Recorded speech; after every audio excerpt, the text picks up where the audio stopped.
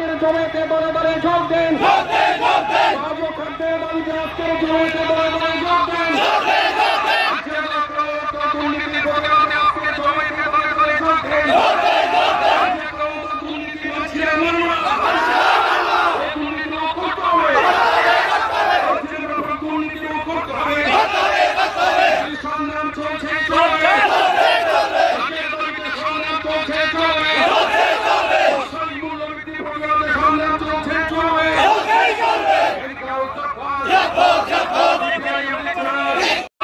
প্রশাসনের দৃষ্টিতে নিয়ে আসি না, প্রশাসনের অনুমতি নিয়ে আজকের এই সভায় আমরা মিলিত হয়েছি, সমালোচনা করছি।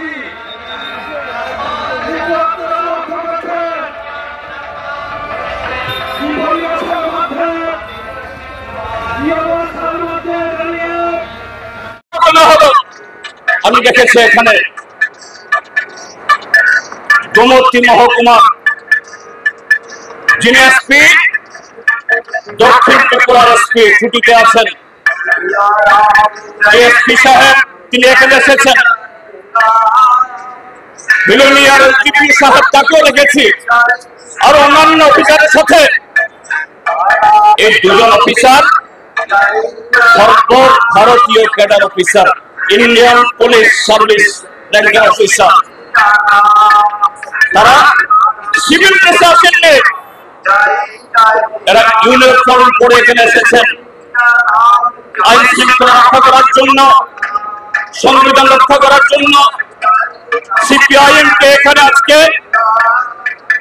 12টা থেকে 1টা থেকে 2:30টা অবধি কর্মসূচি করার জন্য অনুমতি দেওয়া হয়েছে। এবং সিপিআইএম এর নেতা না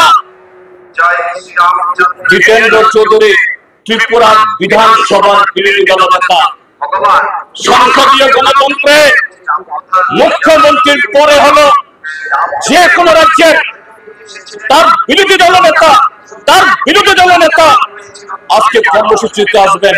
আইপিএস অফিসার এখানে যারা উশৃঙ্খলতার সাথে অন্যায় ভাবে যারা ধর্মের নামে অধর্ম করছে, এদের বিরুদ্ধে পদক্ষেপ গ্রহণ করতে পারছেন না। দেশে আইন কোথায়? ভারতীয় জনতা পার্টির কাছে সংবিধানের জায়গা কোথায়? গণতন্ত্র কোথায়? একটি রাজ্যের মধ্যে আজকে গণতন্ত্র নেই, সংবিধান অচল, সংবিধান এখানে কাজ করে না। তার সাক্ষী হয়ে রইলেন এই গোমতী জেলার এসপি, যিনি এখন দক্ষিণ ত্রিপুরা জেলার এসপি।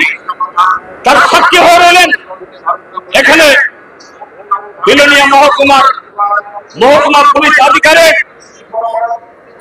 তাদের ইন্ডিয়ান পুলিশ সার্ভিসের ব্যাচ বুকের মধ্যে তাদের অশোক স্তম্ভ লাগিয়ে তারা ভারতীয় গণতন্ত্রকে, ভারতীয় সংবিধানকে প্রতিষ্ঠা করছেন। আর তাদের সামনে আজকে এই বরপথরিতে গণতন্ত্র পুনরুত্থিত, সংবিধান পুনরুত্থিত। বন্ধুগণ, এই সংবিধান পুনরুদ্ধার করা এটা শুধুমাত্র আমাদের সিপিআইএম এর জন্য না, বিরোধী দলের জন্য না। গণতন্ত্র না থাকলে আজকে সিপিআইএম এর উপরে ঘটনা হয়েছে, আগামী দিন একটি রাজ্যের মধ্যে কেউ রেহাই পাবে না। আপনি শত আরএসএস করেন, ভারতীয় জনতা পার্টি করেন, মথা করেন, যে কোনো পার্টি করেন, আপনাদের সাথেও এই ব্যবহার হবে।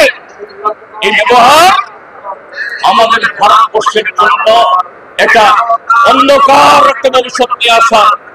এই অন্ধকার বুঝাতে হবে, গণতান্ত্রিক পতাকা পুরস্কার করতে হবে। সে নয় সিপিআইএমকে সেই জায়গাতে এরকম ধর্মকে হাতিয়ার করে যে আজকে লেখার চেষ্টা করছে, এরা পারবে না, পারেনি। আমরা হয়তো শান্তিপূর্ণ ভাবে আমাদের জনসভা করতে পারলাম না, কিন্তু আমরা বিজয়ী হয়ে গেলাম।